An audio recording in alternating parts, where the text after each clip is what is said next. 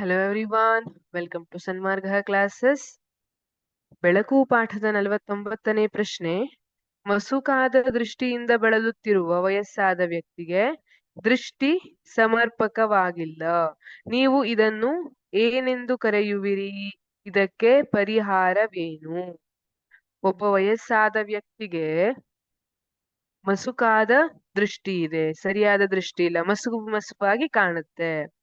ಇದಕ್ಕೆ ಏನಂತ ಹೆಸರಿದೆ? ಇದಕ್ಕೆ ಪರಿಹಾರ ಏನು ಅಂತ ಹೇಳ್ತಿದ್ದಾರೆ. ಇದು ಕಣ್ಣಿನ ಪೊರೆ, ಕ್ಯಾಟರಾಕ್ಟ್ ಅಂತ ಹೇಳೋದನ್ನ ನೀವು ಕೇಳಿರ್ಬೇಕು ಅಲ್ವಾ? ವಯಸ್ಸಾದವ್ರು ಯಾರಿಗಾದ್ರೂ ಕ್ಯಾಟರಾಕ್ಟ್ ಸಮಸ್ಯೆ ಇದೆ ಅಂತ ಹೇಳೋದನ್ನ ಕೇಳಿರ್ಬೇಕು. ಅದೇ ಕಣ್ಣಿನ ಪೊರೆ. ಹಾಗಿದ್ರೆ ಕಣ್ಣಿನ ಪೊರೆ ಅಂದ್ರೆ ಏನಾಗುತ್ತೆ ಅಂದ್ರೆ, ಇಲ್ಲಿ ನಮ್ಮ ಕಣ್ಣಿನ ಮಸೂರ ಏನಿದೆ ಅದು ಪಾರದರ್ಶಕವಾಗಿರುತ್ತೆ ಅಲ್ವಾ? ಅವಾಗಲೇ ಬೆಳಕನ್ನ ಒಳಗ್ ಹೋಗ್ಲಿಕ್ಕೆ ಬಿಡ್ಲಿಕ್ಕೆ ಸಾಧ್ಯ. ಈಗ ನೀವು ಪಾರದರ್ಶಕ ಎಲ್ಲ ಹಿಂದಿನ ಪ್ರಶ್ನೆಗಳಲ್ಲಿ ಕಲ್ತಿದ್ದೀರಾ.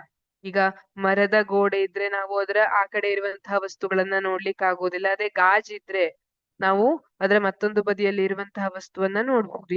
ಯಾಕಂದ್ರೆ ಬೆಳಕು ಗಾಜಿನ ಮೂಲಕ ಪಾಸಾಗಿ ಹೋಗುತ್ತೆ, ಮರದ ಮೂಲಕ ಪಾಸಾಗಿ ಹೋಗ್ಲಿಕ್ಕೆ ಸಾಧ್ಯ ಇಲ್ಲ. ಹಾಗಾಗಿ ಗಾಜು ಒಂದು ಪಾರದರ್ಶಕ ವಸ್ತು. ಪಾರದರ್ಶಕ ವಸ್ತುವಿನಲ್ಲಿ ಬೆಳಕು ಅದರ ಮೂಲಕ ಪಾಸಾಗಿ ಹೋಗುತ್ತೆ. ಈಗ ನಮ್ಮ ಕಣ್ಣಿನಲ್ಲಿ ಮಸೂರ ಇರುತ್ತೆ. ಆ ಮಸೂರದ ಮೂಲಕ ಬೆಳಕು ಪಾಸಾಗಿ ಹೋಗಿ ಅಕ್ಷಿಪಟಲದ ಮೇಲೆ ಬಿಂಬವನ್ನ ಉಂಟು ಮಾಡ್ಬೇಕು ಅಲ್ವಾ? ಈಗ ಆ ಮಸೂರ ಇರುವಂತದ್ದು ಪಾರದರ್ಶಕತೆಯನ್ನ ಕಳ್ಕೊಳ್ಳುತ್ತೆ. ಹೇಗೆ? ಈಗ ಒಂದು ಗಾಜಿನ ಮೇಲೆ ಮಂಜು ಕುತ್ಕೊಂಡ್ರೆ, ಈಗ ಚಳಿಗಾಲದಲ್ಲೆಲ್ಲ ಕಾರಿನ ಗ್ಲಾಸ್ ಮೇಲೆ, ಬಸ್ಸಿನ ಗ್ಲಾಸ್ ಮೇಲೆ ಎಲ್ಲ ಮಂಜು ಕುತ್ಕೊಂಡಾಗ ಹೇಗೆ ಮಸುಕಾಗುತ್ತೆ, ಅದೇ ತರ ಆ ಕಣ್ಣಿನಲ್ಲಿ ಪೊರೆ ಉಂಟಾಗಿರುತ್ತೆ. ಅದನ್ನ ಕ್ಯಾಟರಾಕ್ಟ್ ಅಥವಾ ಕಣ್ಣಿನ ಪೊರೆ ಅಂತ ಹೇಳ್ತಾರೆ. ಇದಕ್ಕೆ ಪರಿಹಾರವೆಂದರೆ ಮಸುಕಾದ ಮಸೂರವನ್ನು ತೆಗೆದು ಕೃತಕ ಮಸೂರವನ್ನು ಜೋಡಿಸಲಾಗುತ್ತದೆ.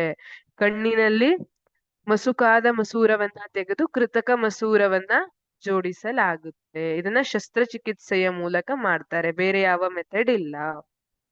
ಈ ಕ್ಯಾಟರಾಕ್ಟ್ ಸಮಸ್ಯೆ ಆಗಿರೋರಲ್ಲಿ ಏನಾಗ್ತದೆ ಅಂದ್ರೆ, ಬಹಳ ಪ್ರಕಾಶಮಾನವಾದ ಬೆಳಕನ್ನ ಅವರಿಗೆ ನೋಡ್ಲಿಕ್ಕೆ ಸಾಧ್ಯವಾಗುವುದಿಲ್ಲ.